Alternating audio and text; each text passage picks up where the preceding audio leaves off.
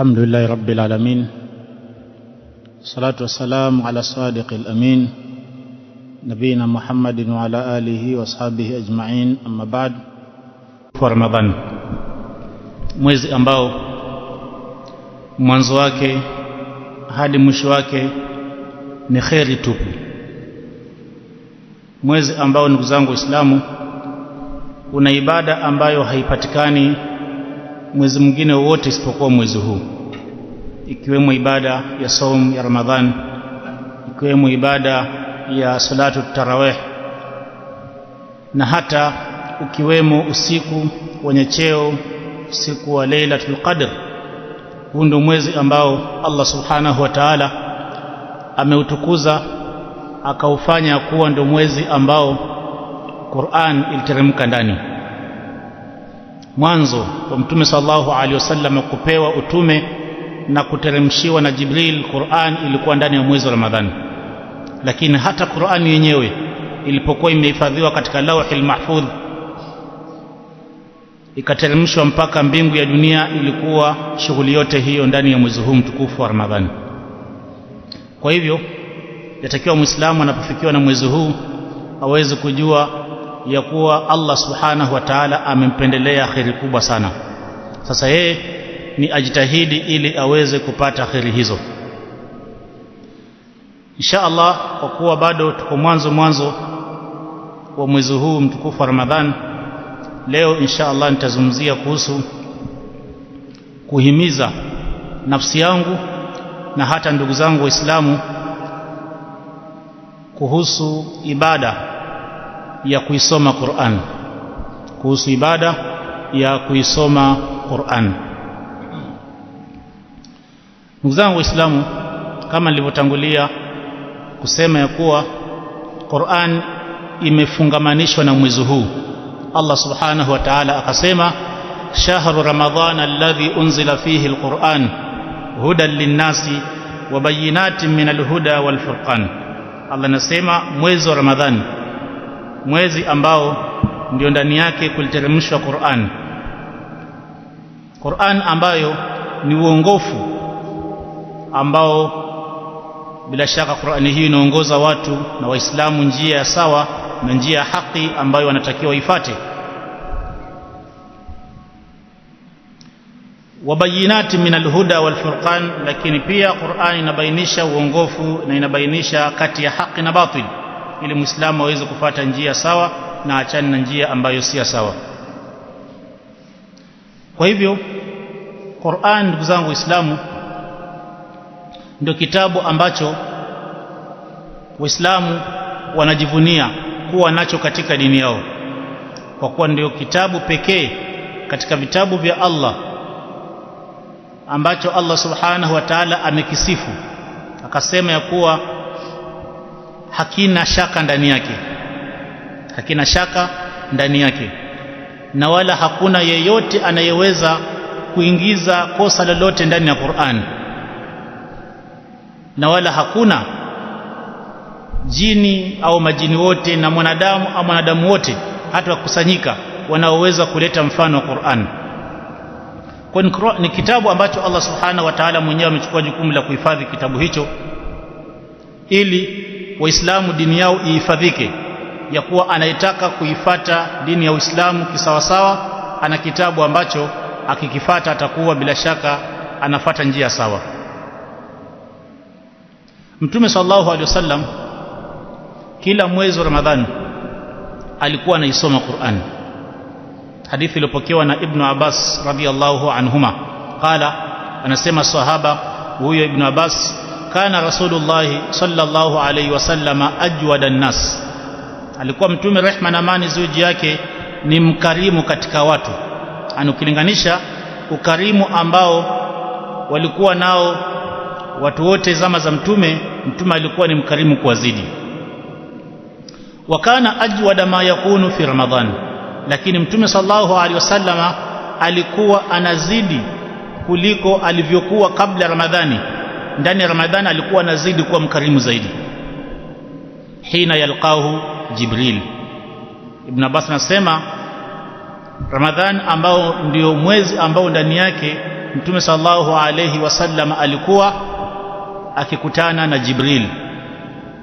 Jibril alikuwa akikutana na Mtume sallallahu alayhi wasallam ndani ya mwezi mtukufu wa Ramadhani. Wakana, na alikuwa Jibrilu yalqahu, akikutana na Mtume fi kulli laylatin, katika kila usiku, min shahri Ramadhan, ndani ya mwezi mtukufu wa Ramadhani. Fayudarisuhu alquran, mahali shahid. Kisha walikuwa wakikutana Mtume na Jibril, wanasomeana Qur'an. Mtume anasoma Qur'an, Jibril anamsikiza. Qala, anasema Ibn Abbas, kana Rasulullah sallallahu alaihi wasallam hina yalqahu Jibril alayhi salam ajwada bil khairi min ar-rihi al-mursala. Kwa Mtume alikuwa sallallahu alaihi wasallam pale anapokutana na Jibril, anakuwa anazidi kuwa ni mwenye kuwa mkarimu zaidi katika mambo ya kheri, hata kuliko upepo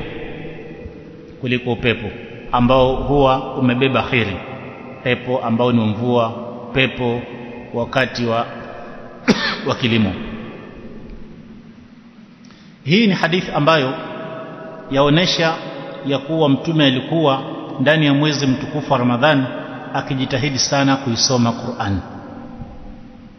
Lakini sasa ukisoma salafu salih walivyokuwa ndani ya mwezi mtukufu wa Ramadhani, unapata kuwa walikuwa hivyo hivyo pia, wakijitahidi Ramadhani uwe ni mwezi wa Qur'an kwao. Kwa hivyo kuna baadhi ya salafu salih waliokuwa ndani ya mwezi mtukufu wa Ramadhani, mtu anajitahidi angalau akamilishe Qur'an nzima, hata kama ni mara moja. Kwa ina maana kila siku anasoma juzu moja. Kuna wengine walikuwa wanakamilisha Qur'an mara mbili, kwa ina maana kwa kila siku anasoma juzu mbili. Kuna wengine mara tatu, kuna wengine mara nne, kuna wengine mara tano, bali kuna wengine ambao walikuwa wanakamilisha Qur'an kila baada ya siku 4 na wengine baada ya siku 3. Mtume sallallahu alaihi wasallam akasema ya kuwa yatakiwa Muislamu anapotaka kuisoma Qur'an na awe ni mwenye kuikamilisha kwa haraka, basi aikamilishe kwa muda wa siku 3. Kwa nini? Kwa sababu hapa atakuwa ameisoma kwa makini na kwa uzuri bila ya kuwa na haraka kupindukia. Lakini sasa kwa sababu ya salafu salih kuwa na uzoefu wa kuisoma Qur'ani kwa wingi tena sana, walikuwa naisoma mpaka kuna baadhi yao walikuwa naikamilisha kwa siku 2.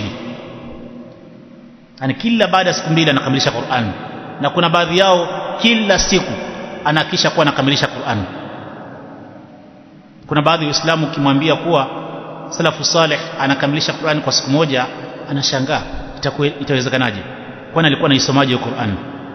Lakini ndugu zangu Waislamu, hili ni jambo ambalo linawezekana. Linawezekana kivipi? Hasa kwa mtu ambaye amekusudia na amenuia, ameazimia kuwa mimi nataka nikamilishe Qur'an kwa siku moja. Lakini sasa ili awe ni mwenye kuweza kufanya hivyo, pia anatakiwa awe ana uzoefu wa kuisoma Qur'an, anameisoma kwa wingi kiasi cha kuwa sasa ulimi wake umekuwa ni mwepesi kwa kuisoma Qur'an, na pia mwili wake umezoea kusoma Qur'an. Kwa sababu hata ulimi unaweza kuwa umezoea kusoma Qur'an, ukisoma hukwami, unasoma vizuri, lakini kwa sababu mwili wako hujazoea, ukisoma tu juzu moja unasikia kuwa umeanza kusinzia, yani umechoka, unashindwa, haujalima, haujafanya kibarua, haujafanya mjengo, lakini unasikia mwili kabisa hutaki. Kwa nini? Kwa sababu ya kuwa mwili haujazoea. Licha kuwa ulimi bado unaweza kusoma, lakini unasikia ulimi ushaanza kuwa mzito kwa sababu ya usingizi, kwa sababu ya uchovu wa mwili. Sasa hawa salafu salih walikuwa kwa sababu ya kujizoesha, inakuwa sasa mtu akisoma hasikii uzito wote. Miongoni mwa masahaba ambao imepokewa ya kuwa walikuwa nakamilisha Qur'ani kwa siku moja ni Uthman ibn Affan na hata Tamimu Dari, walikuwa nakamilisha Qur'ani kwa siku moja. Hili ni jambo ambalo mtu anaweza akasema kuwa labda hawa walikuwa wanafanya hivyo kwa sababu ni masahaba. Unajua masahaba si kama sisi, lakini sivyo hivyo. ndugu zangu Waislamu, hata sisi pia Muislamu anaweza kujitahidi na kaikamilisha Qur'ani kwa siku moja, bora tu awe amejitahidi katika mwaka mzima, anajitahidi kusoma Qur'ani. Kwa hivyo amekuwa ni mwenye kuwa na uzoefu wa jambo hilo. Nakumbuka juzi kuna mashindano ambayo hufanyika kila mwaka pale Markaz Ghufail, na miongoni mwa mashindano ambayo hufanyika ni mashindano ya Qur'an. Si kusoma Qur'an kuwa nani ambaye atasoma bila kukosea, bali pia kuna mashindano ambayo hutokea ya kuwa sasa wale mahufadh wanapewa muda ya kuwa sasa ni Qur'ani nzima kila mtu aisome kwa siku nzima imalize. Kwa wanaanza asubuhi ili kila mtu hakikishe kuwa atamaliza, kisha inaangaliwa kuwa nani atakayemaliza kabla mwenzake. Kuna wengine ambao napata kifika saa 4 saa 5 ashakamilisha Qur'an. Kuna wengine saa 6, kuna wengine baada ya dhuhuri, kuna wengine saa 10, lakini kwa jumla wanakamilisha Qur'an kwa siku moja. Inategemea na kila mtu spidi yake, na hii ni kuonesha kuwa ni jambo ambalo Muislamu analiweza. Ndiyo, kwa sababu ya shughuli nyingi, mtu ana shughuli hapa na pale, labda anaweza kashindwa kusema kuwa atakaa kuanzia muda huo mpaka muda ule ili kuikamilisha Qur'an. Lakini mfano Muislamu anajua kuwa leo ni weekendi, ama leo sina kazi, kwa hivyo nitakuwa tu nyumbani, wacha niamue kuwa leo nijitahidi kuisoma Qur'ani, hata kama sitaikamilisha basi nusu yake. Muislamu anaweza. Bali kuna baadhi ya maswahaba kama Uthman ibn Affan yasemekana kuwa alikuwa anaikamilisha Qur'ani si ati akisoma hivi kwenye msahafu, la, akiwa kwenye swala anakamilisha Qur'ani kwa raka 2. Soma Qur'ani raka kwanza, ya pili ashakamilisha Qur'ani. Na ndio sababu kuna siku Mtume sallallahu alaihi wasallam alikuwa na swala ya usiku. Abdullah ibn Mas'ud akajiunga na Mtume ili waswali pamoja. Basi akamsikia Mtume ameanza kusoma suratul Baqara. Ibn Mas'ud akasema kuwa huenda atamaliza ile juzu ya kwanza ambayo ni alif lam mim, lafata atarukuu. Alipomaliza ile juzu anaendelea, akasema kuwa labda ameamua kusoma hii sura pekee yake, akimaliza lafata atarukuu. Akaendelea mpaka kaimalisha hii sura yote Mtume sallallahu alaihi wasallam. Akaingia sura ya pili Al-Imran, akamaliza. Akaingia sura ya 3 Suratul Nisa, akamaliza. Akaingia mpaka Abdullah ibn Mas'ud akasema kuwa nikatamani kufanya jambo baya. Akaulizwa jambo baya hilo lilikuwa ni lipi? Akasema kuwa nilikuwa nimeamua niwache swala, kwa sababu sana naona kuwa hii swala ikiwa itaendelea hivi mwisho wake utakuwa ni wapi? Kwa ina maana kuwa hiyo ni raka moja hiyo. Kwa ukihesabu kuwa raka pili nayo ilikuwaje, na kawaida Mtume alikuwa kiswali raka kwanza inakuwa ndefu, raka pili inakuwa ni kama nusu yake. Hivyo ndivyo maswahaba waliiga Mtume sallallahu alaihi wasallam. Lakini sasa pamoja na hivyo, ndugu zangu Waislamu, kuna salafu salih ambao pia jambo hilo walikuwa kilifanya. Sa'id ibn Jubair, Mujahid, al-Imam Shafi'i na wengineo wengi walikuwa pia hivyo hivyo wanakamilisha Qur'ani kwa siku moja. Sasa sisi hatutaki kuhimiza Waislamu kuwa soma Qur'ani kwa siku moja ukamilishe. Unaweza ukasoma na usikamilishe na siku ya pili ukaiogopa kabisa ukiiona. Hani vile ulisikia dhiki ile siku ya kwanza ulipoisoma.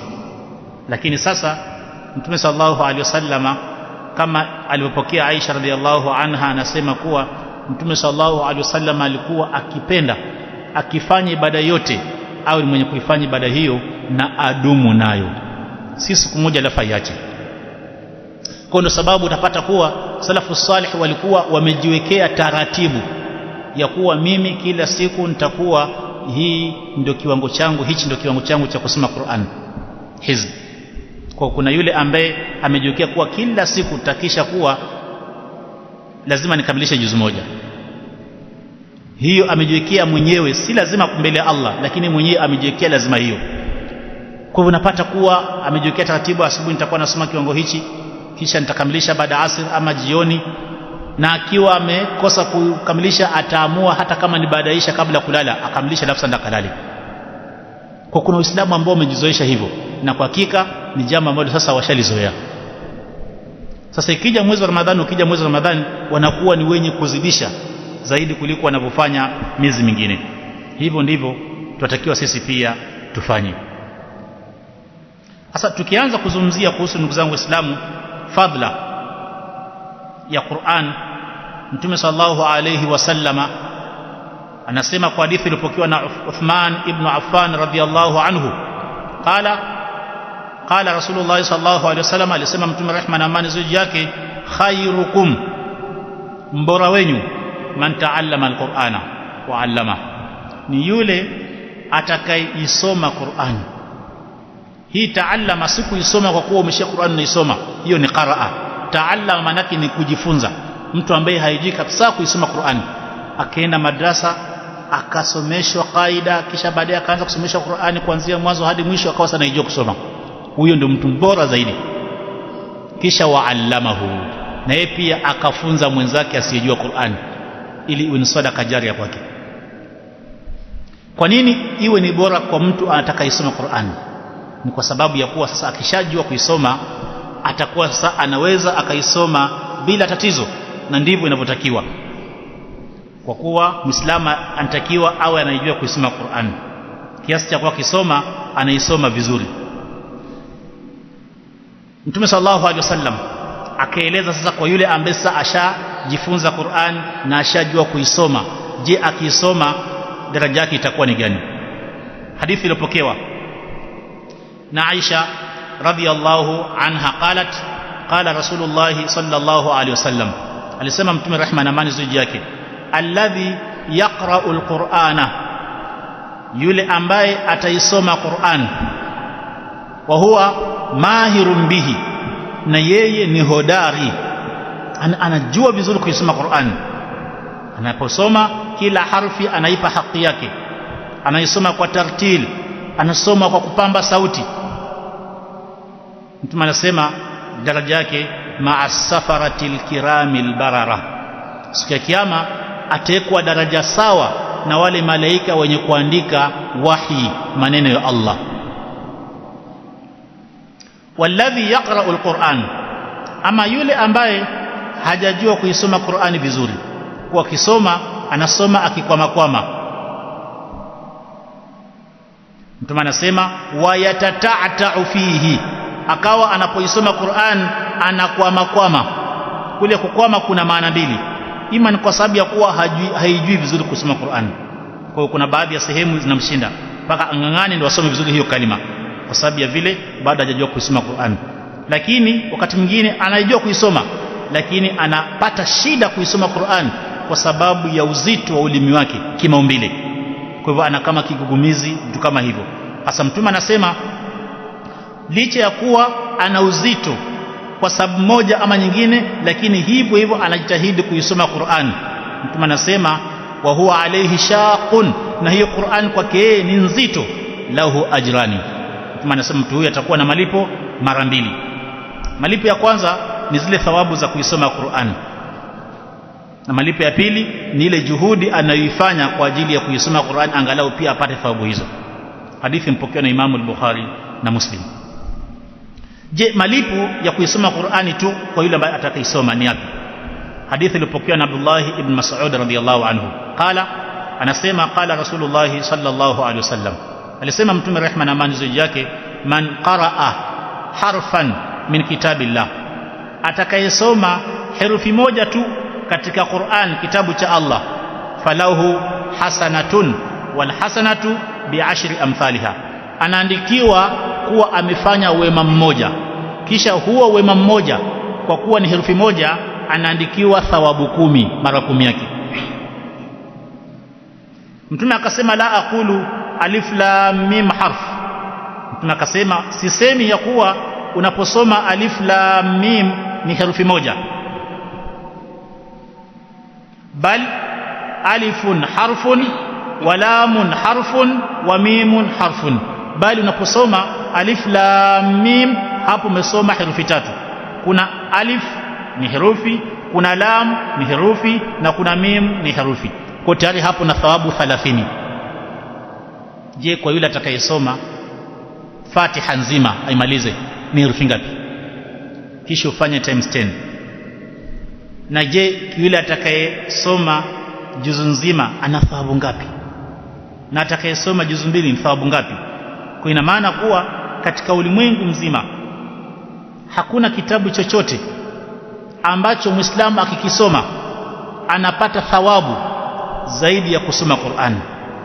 Na ndio sababu hata dhikri, hakuna dhikri ambayo ni bora zaidi kuileta zaidi ya kuisoma Qur'an. Mtume sallallahu alaihi wasallam akasema kwa hadithi iliyopokewa na Umar ibn Khattab radhiyallahu anhu, inna Allaha ta'ala yarfa'u bihadha alkitabi aqwaman wa yadh'u bihi akharin. Allah subhanahu wa ta'ala huwanyanyua kwa ajili ya hii Qur'an watu fulani, wa yadh'u bihi akharin, na huwa anawadunisha na kuwadhalilisha na kuwashusha daraja watu wengine kwa ajili ya kutoisoma Qur'ani, kuihama, na hata kwa kutoifanyia kazi Qur'ani, kwa kupuuza Qur'ani. Allah subhanahu wa ta'ala kwenye Qur'an anasema, waman a'rada an dhikri fa inna lahu ma'ishatan dhanka wa nahshuruhu yawm alqiyamati a'ma. Yule ambaye atapea mgongo, apuuze, asitilie umuhimu utajo wa Allah, maneno ya Allah, basi atakuwa mtu huyo ni mwenye kupata dhiki hapa duniani, atapata maisha ya duni ya tabu, na siku ya kiyama atafuliwa akiwa ni kipofu. Qala, akishafuliwa akiwa ni kipofu atasema, lima hashartani a'ma wa qad kuntu basira, Mola wangu, kwa nini umenifufua ni kipofu na ilikuwa duniani nina macho yangu naona? Allah atamwambia, qala kadhalika atatka ayatuna fanasitaha, hivyo hivyo aya zetu zilikujilia wewe. Qur'an ilikuja kwako ikawa inakuonya, haukuifanyia kazi. Mawaidha yalikuwa ndani ya Qur'an kiambiwa, lakini napuuza. Fanasitaha wakadhalika alyawma tunsa, leo pia utasaulika. Allah ukiulizwa swali, je, Allah anasahau? Jawabu nini? Jawabu ni kuwa haufai kusema hapana, na pia hufai kusema ndio, isipokuwa unatakiwa useme kuwa, je, hiyo kusahau unamaanisha ni kusahau gani, ama ni kusahau maana yake nini? Kusahau katika lugha ya Kiarabu kuna maana mbili. Kuna kusahau kwa maana kuwa unajua kitu, lakini hicho kitu umekiacha, haukishughulikii wala haukijali, umekipuuza. Wala siye tumesahau kwa kuwa umeghafilika, haukumbuki. Sasa ile kuwa kitu unakumbuka kabisa, lakini ukakiacha, ili hali ulikuwa unatakiwa ukifanyie kazi, lakini ukakiacha kusudi na ukakipuuza, licha kuna kumbuka kabisa kuwa ulikuwa natakiwa nikaswali, lakini umesikia pia adhana, umekumbuka na umekumbushwa, lakini ukaacha. Sasa hapo, hiyo ndio maana yake. Mwenye kufanya hivyo atakuwa amejisahaulisha. Kwa hivyo huyo ndio pia Allah atamsahau, wala si kwa Allah atamsahau kwa kuwa hamkumbuki wala hamjui, wala la, ni kuwa Allah atamsahau kwa maana ya kuwa Allah atampuuza, Allah atamwacha bila kumjali. Ndio sababu kwenye hadithi unapata kuwa kuna baadhi ya hadithi tunaambiwa kuna baadhi ya madhambi ambayo mtu akiyafanya Allah siku ya kiyama hatokuangalia, licha kuwa anakujua kabisa kuwa uko hapo, lakini hakuangalii. Na wala si eti hakuangalii kwa uzuri, la, maana yake ni kuwa ameacha kukuangalia kwa jicho la rahma, kuwa ameacha kukuangalia kwa kuwa amekupuza. Unatamani angalau Allah kuangalie na akurehemu, lakini ameacha. Hiyo ndio maana kusahau. Hata kuongelesha licha kuwa anakuona amekupuza, anaongea na wengine, lakini wewe unatamani angalau Allah akuongeleshe. Hakuongeleshe, hakutakasi. Lakini sasa utakuwa hapo unajua kuwa hapa ninachongoja si kingine, ni adhabu kali. Sasa unapata kuwa ni makosa kwa Muislamu kuisahau Qur'an, kwa maana kuwa kuipuuza, kuipea mgongo, ani kutoijali. Ndio sababu unapata kuwa Muislamu anatakiwa angalau kusipite siku moja bila kushika Qur'an, kitabu cha Allah, na kusoma kitabu hicho. Siku ya kiyama Mtume sallallahu alaihi wasallam anasema kuwa, hadithi iliyopokewa na Abu Sa'id al-Khudri, Mtume anasema kuwa yaqulu ar-Rabb, anasema Allah subhanahu wa ta'ala, yuqalu li sahibi al-Qur'an, mwenye kuisoma Qur'ani hapa duniani siku ya kiyama ataambiwa, iqra wartaqi, soma na upande daraja na upande cheo, warattil kama kunta turattil fi dunya, na usome Qur'ani kwa tartil, ani kwa taratibu, kwa sauti nzuri, naelewa, na kwa ahkam zake, kwa tajwidi inavyotakiwa, na kwa makharij za kila harfu toe inavyotakiwa. Fa inna manzilataka inda akhiri ayatin taqra'u, kwani manzila, ani cheo na daraja mwenye kuisoma Qur'ani atakayoifikia ni ile aya ya mwisho atakayoisoma. Sasa hebu niambie, ikiwa ulikuwa unasoma Qur'ani nzima na ukaambiwa usome, ukaanza kusoma mpaka ukamaliza, itakuwa na daraja kiasi gani? Utakuwa na daraja kiasi gani? Lakini ndugu zangu Muislamu, pia yule mzazi atakaye mfanyia bidii mtoto wake mpaka aijue kuisoma Qur'an, akampeleka madrasa, na Allah akamjalia mtoto huyo akawa ameshikamana na Qur'ani kuisoma, basi huyo mzazi pia, hata kama alikuwa si katika wale ambao wanajua kuisoma Qur'ani vizuri ama wamehifadhi Qur'ani, basi pia atapata cheo kikubwa zaidi siku ya kiyama. Mtume anasema kwa hadithi iliyopokewa na Muadh ibn Anas ya kuwa, man qaraa al-Qur'ana, yule atakayeisoma Qur'ani, wa amila bima fihi, na akawa anafanyia kazi yaliyomo kwenye Qur'ani, ulbisa walidahu tajan yawm al-qiyama, wazazi wake wawili watavalishwa kofia ya enzi na cheo, ani koja, siku ya kiyama.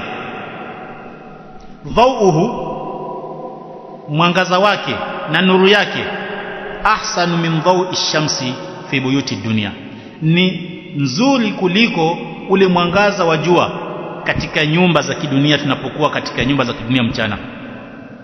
Sasa Mtume anasema ikiwa huyu ni mzazi anapata hadhi hii na cheo hichi kwa sababu ya kuwa amemsomesha mtoto wake Qur'ani, Mtume anasema fama dhannukum billadhi amila bihadha, nyinyi mwadhania vipi kwa yule atakayekuwa ndiye aliyefanya jambo hilo, yani ndiye mwenye kuisoma Qur'ani? Je, yeye unadhania kuwa atakuwa na cheo kiasi gani? Lakini pia ndugu zangu Waislamu, Qur'ani ina faida, mbali na thawabu, mbali na daraja ambayo unapata ukisoma Qur'ani, lakini pia Qur'ani ni sababu ya Muislamu kutatuliwa matatizo yake na kujibiwa dua zake ambazo hata hakuomba Allah subhanahu wa ta'ala, lakini kwa kuwa anaisoma Qur'ani Allah anatatua matatizo hayo. Hadithi iliyopokewa na Abu Sa'id al-Khudri radhiyallahu anhu, Mtume sallallahu alaihi wasallam anasema, yaqulu ar-Rabb subhanahu wa ta'ala, anasema Mola wetu mlezi aliyetakasika, man shaghalahu al-Qur'an, yeyote atakayeshughulishwa na kusoma Qur'ani, ani akawacha shughuli yake akawa anajishughulisha na kusoma Qur'ani, wa dhikri, na pia akawa analeta adhkar, ananitaja mimi, an mas'alati, akawa muda ambao angekuwa ananiomba mimi shida zake akatumia muda huo kuleta adhkar na kuisoma Qur'ani, Mtume anasema a'taituhu, Allah anasema ya kuwa mtu huyo Allah atampa ma afdala ma uti sailin, bora zaidi kuliko nitakavyowapa wale wenye kuniomba. Anikiwa kuna watu wawili, mmoja anamuomba Allah ili Allah amtatulie shida zake, na mwingine ana shida zake lakini haombi, anasoma Qur'ani, huyu aliomba atapewa, Allah atamjibu. Lakini huyu ambaye hakuomba anasoma Qur'ani atapewa zaidi na atapewa bora zaidi, kwa ajili ya kuwa amejishughulisha na Qur'ani. Miongoni, naona muda umeyoma na asingependa turefushe zaidi, kumalizia ni kuwa miongoni mwa mambo ambayo yanaonesha faida kubwa kwa Qur'an, ndugu zangu Waislamu, kwa Muislamu, ni kuwa Qur'an pia ni dawa, ama tunasema ni tiba. Qur'an ni tiba kwa Muislamu anapoisoma. Kwa unapata kuwa unapoisoma Qur'an unaweza hata ukawa una ugonjwa ambao hujijui kama una ugonjwa huo, Allah akakuponya kwa ajili ya kusoma ile Qur'an. Allah anasema wa nunazzilu minal Qur'ani ma huwa shifaa'un wa rahmatun lilmu'minin, tunateremsha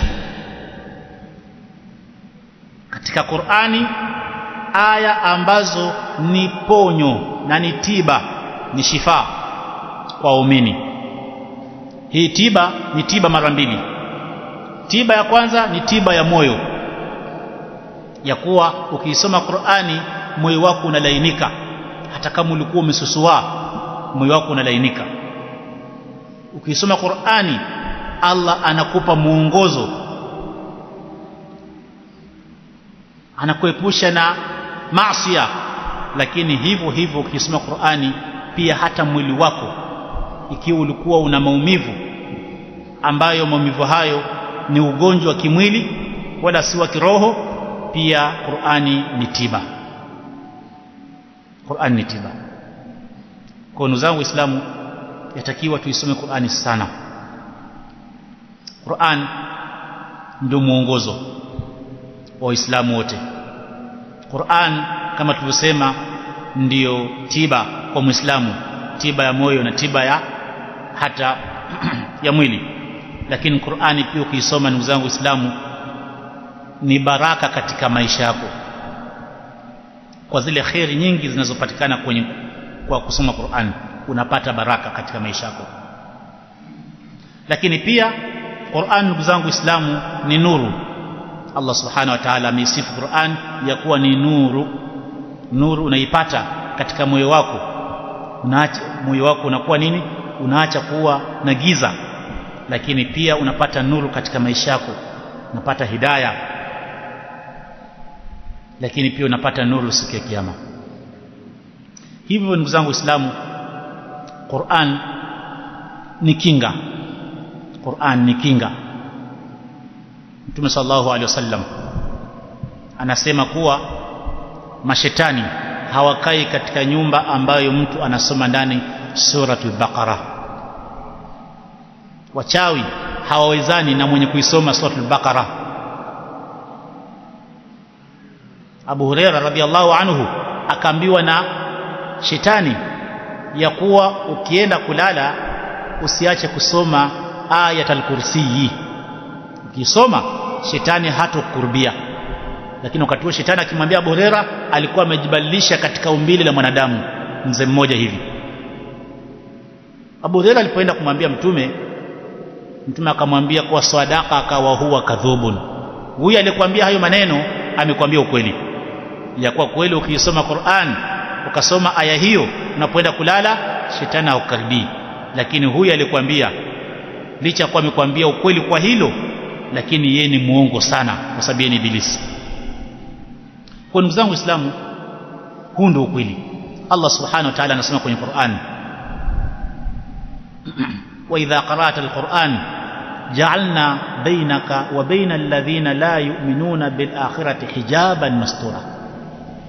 Yani kila unaposoma Qur'ani Allah anakuwekea pazia, kinga, kizuizi. Wale makafiri, wale maadui wako, wale ambao ni watu wabaya hawakufikii kwa ajili ya kuisoma Qur'an. Kwa kuna mabaya mengi ambayo Muislamu anayeepuka bila ya kujua, kwa sababu tu ya kuwa alisoma Qur'an. Kusoma qul wallahu ahad, kusoma muawwadhataini, kusoma ayatul kursi, kusoma mwisho suratul Baqara amana rasul, na kusoma Baqara lakini Qur'ani nzima kwa jumla unapoisoma huwa ni kheri tupu, ndugu zangu Waislamu. Kwa hivyo, kwa kuwa mwezi huu ni mwezi kama tulivyosema Qur'an, ndio sababu yatakiwa Muislamu ajipangie tangu mwanzo wa mwezi huu ya kuwa je, mimi nimeweka nia na azma na kujipangia kuwa je, kila siku nitakuwa nasoma kiwango gani? Je, kufikia saa hii nimekamilisha ama bado? Na je, natakiwa niwe naongeza bidii ya kuwa ikiwa leo nimesoma juzu moja basi nifanye bidii kesho nisome 2, ama ulivyoanza ndio utamaliza hivyo, ama ulivyoanza badala ya kubakie hivyo tena utaanza kushuka chini. Kuna baadhi ya Waislamu ameanza kuwa siku moja anasoma juzu 2, mara ameshuka juzu 1.5, mara juzu 1, mara nusu juzu, mara hata siku inapita hajasoma. Sasa yote ni kwa nini? Ni kwa sababu ya kuwa hana mazoea, lakini pia wakati mwingine ni kwa sababu ya kuwa si shetani, sababu mwezi wa Ramadhani tunaambiwa kama shetani anafungwa. Kwa hivyo hapo ni nafsi yake imemshinda. Nafsi yake ifanyaje? Imemshinda. Miongoni mwa jihad ambaye atakiwa Muislamu apigane jihadi hiyo na aweze kuwa mshindi ni jihadu nafsi. Jihadu nafsi, kupigana na nafsi yako, kupambana nayo ili uweze kuilazimisha kwa mambo ambayo unaamini ya kuwa ni kheri kwako ukiyafanya mambo hayo hapa duniani na hata kesho akhera. Naona zimbakia kama dakika 10 saa 8 ifike. Ikifika saa 8 inshallah tunasimamisha darasa yetu. Kwa nitapitia tu kwa haraka kwa sababu leo nitazungumzia mada hii, inshallah nikija siku nyingine nitazungumzia mada nyingine. Nitazungumzia tu kwa haraka baadhi ya adabu ambazo atakiwa Muislamu awe nazo wakati wa kuisoma Qur'an. Adabu ambazo ni muhimu sana kwa Muislamu azidumishe katika kusoma Qur'an. Miongoni mwa adabu ambazo atakiwa Muislamu ajitahidi kuisoma Qur'an na kisoma awe nayo ni awe amepiga mswaki. Awe amepiga mswaki. Si vizuri Muislamu unasoma maneno mazuri, maneno ya Allah, maneno matukufu, kisha alafu mdomo wako unatoka harufu ambayo sababu yake ni kutopiga mswaki. Sababu harufu inatoka mdomoni ziko harufu mara mbili. Kuna harufu ambayo inasababishwa na uchafu wa mdomo kwa kuwa haukupiga mswaki, lakini kuna harufu ambayo hutoka kwa mdomo kwa sababu ya kuwa Muislamu ana njaa, tumbo lake limbakia wazi. Asili harufu inatoka ndani ya tumbo kisha unaisikia ndani ya mdomo. Ile haina shida kwa sababu ni harufu ambayo huwezi kuiepuka. Huwezi kuosha tumbo lako kusema upige mswaki tumbo ili usitoe harufu hiyo. Lakini ile harufu ambayo yatoka mdomoni kwa kuwa mdomo ni mchafu, hiyo ndio harufu ambayo Muislamu hafai kabisa kuwa nayo. Hafai kabisa Muislamu kwa hivyo. Kisha alafu aisome Qur'an. Kwa hivyo atakiwa Muislamu ajitahidi anapokuwa anajua kuwa sahihi nimenuia kuwa nataka nikaisome Qur'ani, basi ajitahidi kufanyaje? Kupiga mswaki. Jambo lingine ambalo pia atakiwa Muislamu ajitahidi anapotaka kuisoma Qur'ani ni awe na udhu. Awe na udhu. Si lazima Muislamu kutawadha ndio asome Qur'ani. Unaweza kuisoma Qur'ani hata kama huna udhu, si madhambi. Lakini kwa yule mwenye kuwa na udhu kisha akaisoma Qur'ani anakuwa na fadhila zaidi kuliko yule ambaye hana udhu. Kwa hiyo Muislamu anapokuwa ameazimia kwenda kuisoma Qur'ani awe ni mwenye kushika udhu akijua kuwa hana udhu. Bali hata kama una udhu unaweza pia ukatawadha, kwa sababu kule kutawadha kuna kufanya angalau pia upate nashati, ani nguvu mpya, upate uchangamfu. Lakini pia miongoni mwa adabu za kuisoma Qur'ani, yatakiwa Muislamu aisome Qur'ani na awe ana tadabbur, anazingatia anachokisoma. Kwa anaisoma Qur'ani akihisi, akiifeel ile Qur'ani katika moyo wake ya kweli nasoma Qur'ani. Kwa hivyo anahisi ya kuwa anafanya ibada tukufu, si kwa kuwa mtu anasoma Qur'ani na huku anafanya mchezo. Huku anasoma Qur'ani huku anaangalia kushoto na kulia, huku anasoma Qur'ani huku ana simu huku, na sasa tunajua mambo ya simu, kwa kuwa simehifadhi Qur'ani, kwa hivyo nitakuwa nasoma na huku naangalia message, ambayo hiyo ni kukosa adabu na Qur'ani. Yatakiwa mtu awe na khushu anapokuwa anaisoma Qur'an, kwa kuwa ile Qur'an si kusoma tuna mdomo bali itoke moyoni. Lakini pia Muislamu anatakiwa anapoisoma Qur'an achague mahala pazuri pa kuisoma Qur'an, na mahala pazuri pa kuisoma Qur'ani ni mahala ambapo ni patulivu, hakuna fujo. Muislamu akikosa utulivu nyumbani kwake anaweza kaamua hata aje msikitini. Lakini pia mahala pazuri pa kuisoma Qur'ani ni mahala pasafi. Ni makosa Muislamu kuisoma Qur'ani mahala pachafu, ama kuhusu mahala ambapo pana najisi, mfano kama chooni, ni haramu. Ni makosa Muislamu kusoma Qur'ani sehemu kama hizo. Hivyo hivyo pia Muislamu anatakiwa asome Qur'ani na awe amejitahidi ya kuwa anapoisoma Qur'ani awe mbali na watu ambao wanafanya fujo. Ukiona kuwa umeketi na watu ambao wanafanya makelele, fujo, basi jiepushe nao. Lakini kama unaweza, wanyamazishe, hasa ukiwa wewe ni mzazi na uko nyumbani unaambia watoto nyamazeni na isoma Qur'ani, bali naambia nyinyi pia njooni tusome Qur'ani kwa pamoja. Haifai kabisa kwa mtu kuisikiza Qur'ani alafu afanye fujo. Lakini pia sasa Muislamu hafai kukusudia kwenda mahala ambapo kuna fujo alafu asome Qur'ani, na ilhali unajua kwa wale labda wenye kufanya fujo, hizo fujo ni fujo ambazo hawawezi wakaziepuka, labda ndio kazi yao. Sasa hawezi kuambiwa nyamaze. Lakini pia miongoni mwa adabu za kuisoma Qur'an, ndugu zangu Waislamu, ni kuwa yatakiwa Muislamu anapoisoma Qur'an aanze kwa kusema a'udhu billahi minash shaitanir rajim unapoanza kuisoma Qur'an, na pia useme bismillahir rahmanir rahim. Miongoni pia mwa adabu za kusoma Qur'an, ndugu zangu Waislamu, ni Muislamu kutoudhi wenzake kwa ile Qur'an ambayo anaisoma. Na ndio sababu napata kuwa ni makosa Muislamu hata akiwa msikitini kuisoma Qur'ani kwa sauti ya juu. Si vizuri, na hasa mnapokuwa mko wengi msikitini, kwa sababu unaposoma kwa sauti ya juu, huu pia kwa sauti ya juu, huu pia kwa sauti ya juu, huu pia kwa sauti ya juu, mtakuwa mnatatizana. Kisha itatokea kuwa labda kuna mwingine pia ana swali, mtamtatiza. Kuna mwingine labda analeta adhkar, mtamtatiza. Kuna mwingine labda amejituliza tu, mtamtatiza. Ndio sababu siku moja Mtume sallallahu alaihi wasallam alikuwa kwenye itikafu msikitini, na alikuwa amejengewa kama hema hivi, yuko ndani. Masahaba wakaanza kusoma Qur'ani kwa sauti ya juu, kila moja kama mashindano, na hata kuna wengine walikuwa na swali, lakini sio na swali kwa sauti ya juu.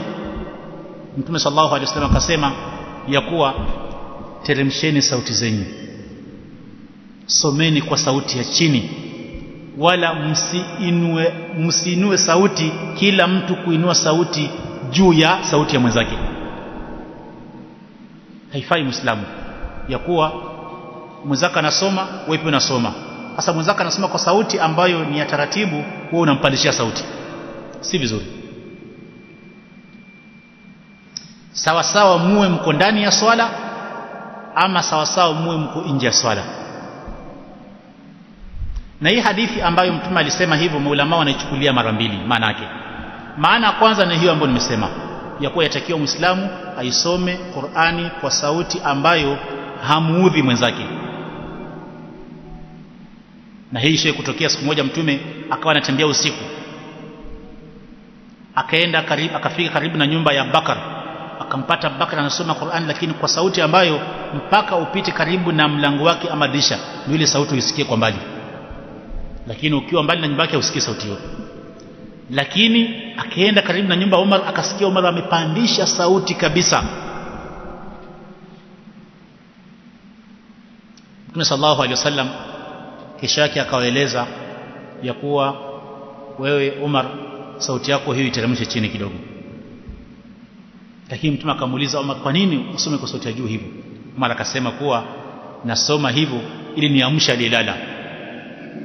Ambaye hataki kufanya ibada usiku chanlala, akisikia nasoma kwa sauti ya juu itabidi amke, usingizi umruki, angalau pia afanye ibada. Lakini sasa wajuaje kuwa labda ashafanya ibada yake? Sasa angalau anapumzika muda uliobaki, yeye lazima aendelee kufanya ibada. Ama wajuaje labda yeye amejipangia taratibu gani ya kuwa angalau alale mapema alafu atamka baadaye kufanya ibada, kwa sababu haruhusiwi Muislamu kufanya hivyo. Sasa unataka lazima aanze mwanzo mpaka usiku, itakuwaje? Kunapata kwa tunakwambia hapana, teremsha sauti yako. Kwa hii kamaanisha kuwa yatakiwa Muislamu asiinue sauti yake sana anapoisoma Qur'an. Lakini maana ya pili ya hadithi hiyo, Muulamu akasema kuwa inamaanisha kuwa Waislamu wanapokuwa wanaswali hata msikitini, swala ya jamaa sawa sawa, iwe ni ya faradhi kama za faradhi za kawaida hizi, ama hata sunna kama tarawih, inatakiwa spika za nje wazizime. Kwa sababu gani? Kwa sababu ya kuwa ile sauti ya kusoma Qur'an ambayo inasikika kwenye spika mnapokuwa mnaswali mfano kwa nje, haina maana yote kwa yule ambaye ataisikia nje, hasa inapokuwa ni swala, kwa sababu ya kuwa yule imamu anapokuwa na toa sauti yake, lengo la ile sauti ya imamu huwa ni ili wale wanaofuata waisikie alafu wamfuate maamuma. Je, kwa yule ambaye iko nje, hiyo sauti inamfaidi vipi?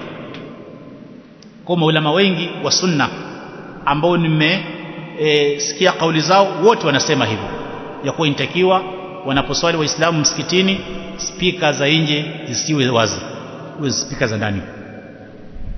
Jambo hili kuna baadhi ya Waislamu ambao ukiwaambia wanalielewa kuwa hamasa, hawalielewi kidini inavyotakiwa, wanalielewa kihamasa. Wanasema sasa ustadhi, mambo gani hayo? Kwa ina maana kwa sisi tuwe waoga na dini yetu, tujifiche fiche, tutangaze bana, tukiwa watu wajue Waislamu wako hapa, na pia yatakiwa nini, tutangaze Uislamu. Lakini Uislamu hautangazwi kwa kuswali kwa sauti ya juu. Uislamu unatangazwa kwa kumfikishia mtu da'wa, yale maneno ambayo ni ya haki, ambayo ni ya sawa, ili ayasikie na uende ikawa sababu ya kuongoka. Lakini si kwa Qur'ani kuwa unaisoma. Sasa unaweza kusema la ustadh, njoo Waarabu walikuwa mtume anaenda kuwasomea Qur'ani wakati mwingine kwenye Kaaba mpaka wanaisikia na hata inawaathiri. Wale Waarabu Qur'ani ilikuwa inawaathiri ndio, lakini kwa sababu gani? Kwa sababu walikuwa wanajua maana ya Kiarabu, Qur'ani kisomwa wanaielewa. Hawa Waafrika wetu, ndugu zetu ambao wanasoma Qur'ani, hawajui hata bismillah maana yake ni nini. Hasa unapomsomea hiyo Qur'ani itamwathiri vipi? Isipokuwa atasikia tu kama fujo, na hasa anapokuwa si Muislamu. Lakini zaidi ya hapo, unaposwali na sauti ikawa iko juu, naona saa 8 imefika, na mimi nilikuwa nimeahidi kuwa tutafikisha saa 8, itakuwa ndio mwisho wetu. Kwa nadhani, lakini lengo langu limetimia, kwa kuwa nimesema kuwa tunajitahidi kuhimiza Waislamu kuisoma Qur'ani, na hata tukasoma baadhi ya hadithi zinazoonyesha fadhila mwenye kuisoma Qur'ani, tukaeleza salafu salih walivyokuwa wanaisoma Qur'ani kwa wingi, na pia tukaeleza kuhusu faida ya Qur'ani hata katika maisha yetu ya hapa duniani, na pia tukaeleza baadhi ya adabu za Qur'ani kwa mwenye kuisoma. Kwa hivyo tumombe Allah subhanahu wa ta'ala atujalie tuweze kuwa na himma na bidii ya kuisoma Qur'ani katika maisha yetu yote, ndani ya Ramadhani na hata baada ya Ramadhani, na Allah subhanahu wa ta'ala aweze kutulipa thawabu nyingi na hata kutupa fadhila na daraja kubwa alizowaahidi wenye kuisoma Qur'ani, na tuepushe na mengi ambayo yangetupata mabaya kwa ajili ya kusoma kwetu Qur'an. Subhanakallahumma rabbana bihamdika ashhadu an la ilaha illa anta astaghfiruka wa atubu ilaika wa jazakumullahu khairan.